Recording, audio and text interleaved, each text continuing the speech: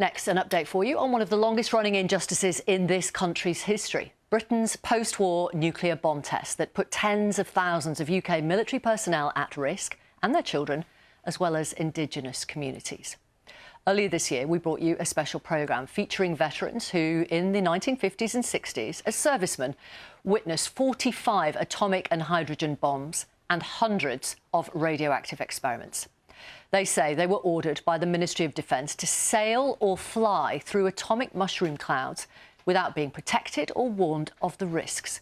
Many have had significant health problems. All their children have. Here's John Morris from Bolton. The explosion was something that is so difficult to explain. For the viewers, if you've seen the film Oppenheimer, I sat 20 miles from a nuclear explosion that was 1,000 times greater than that explosion. And people have reckoned it was like sitting in the centre of the sun with a pair of trousers on, a shirt and sunglasses.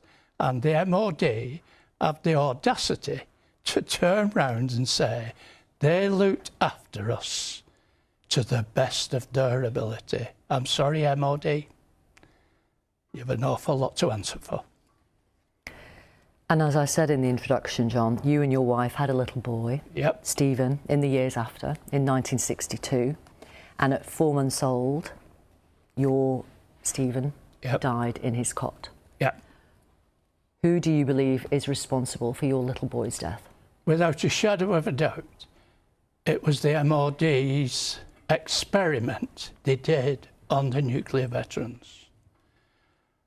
It took me 50 years under the Freedom of Information Act to get his autopsy report. That autopsy report said he had lesions on his lungs and his lungs had not developed sufficient to keep him alive.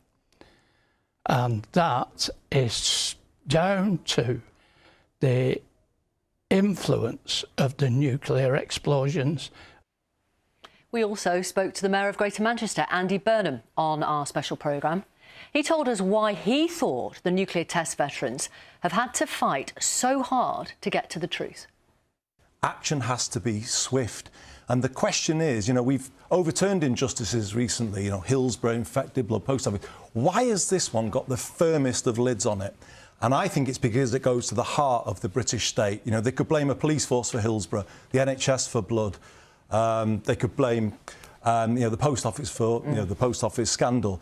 Here, what has happened is that at the heart of Whitehall, British policy was basically a preordained policy, systematic, brutal policy to put tens of thousands of British servicemen in the line of radiation without their knowledge, without their consent, without personal protective equipment. And then they conducted secret tests on them and then denied it for decades. I plead with current members of Parliament, don't get caught up in the officialdom with all of this, and don't just send your letters and send your replies to your constituents.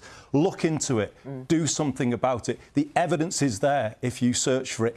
Back the full Hillsborough law that should be coming before Parliament soon, because we need a duty of...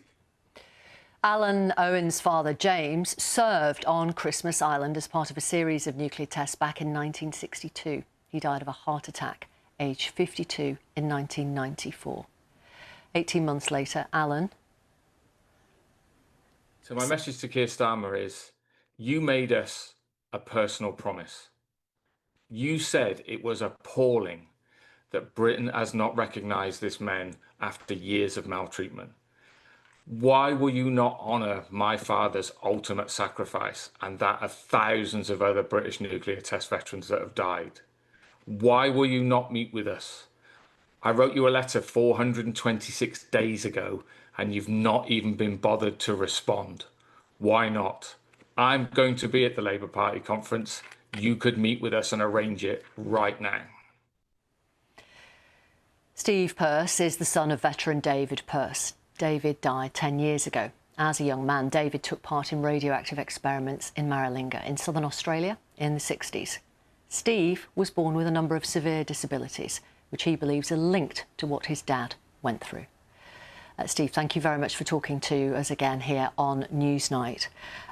Any joy from the Prime Minister's office since you were on Newsnight earlier this year? No, nothing. We have met with the Defence Secretary, John Healey, and it was quite positive, but the actual messages coming out of government are still the same. We still want to speak to Keir. He said that our campaign was his campaign, and he even took me to one side when I talked about the worries I have for my son, who is now 4, and he said, I get it, I'm a father too, I really get it. Well, if he gets it, meet me. I am also at the conference next week. I'll meet him there, it's not a problem. So when you met him, it was 2021, and he said, Britain's nuclear test veterans are national heroes. You deserve justice after years of mistreatment. Did you feel like he was sincere?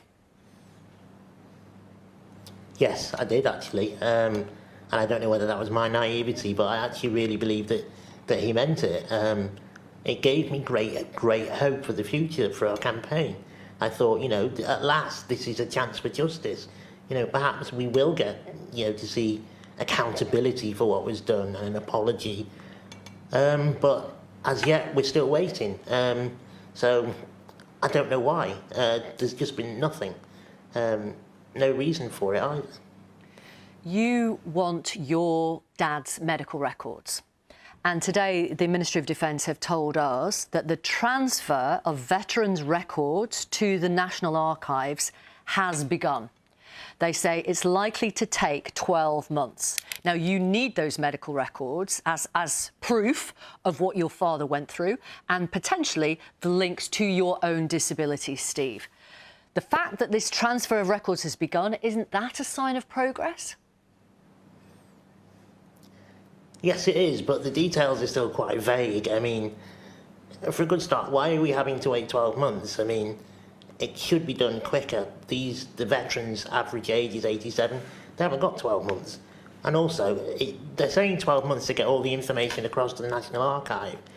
Does that include National Archives' time to catalogue this stuff? Because we've been told that will take months, so we don't know whether it's going to be 12 months or that's just 12 months before they start cataloguing. So it could be much longer. But there's other questions that need answering, such as why were these classified in the first place? Because they were only supposed to be records for use in personal injury claims, which are not national secrets. That they should have had no nuclear proliferation details in them at all. So if they can release them now, why couldn't they decades ago? It's not fair, and we've been asking these questions. We're still not getting the answers. And so if the Prime Minister happens to be watching Newsnight tonight and watching you, Steve, what do you want to say to him finally? I'd like to say, please step in. Let's get my dad's medical records, and let's get the access to medical records for other veterans and families sorted. And please, sit down with us, meet us, and just talk to us. We can work together. And you're ready at any time during the Labour conference, Steve? Yep, not a problem. I'm sure he can get my phone number, so if he gets my phone number on my email address, I am more than happy to. I'm only an hour away from Liverpool, even if I'm not actually staying over, so I will get in my van and I will drive over and I will sit down with him. Thank you very much for speaking to us again, Steve. We appreciate it. Thank you. No problem. Steve Pearce. And in a statement from the MOD, they told us, we recognise the huge contribution that nuclear test veterans have made to national security. Ministers have commissioned officials to look seriously into unresolved questions regarding medical records as a priority, and this is now underway. They didn't respond when asked whether the PM had plans to meet the veterans at the Labour conference next week.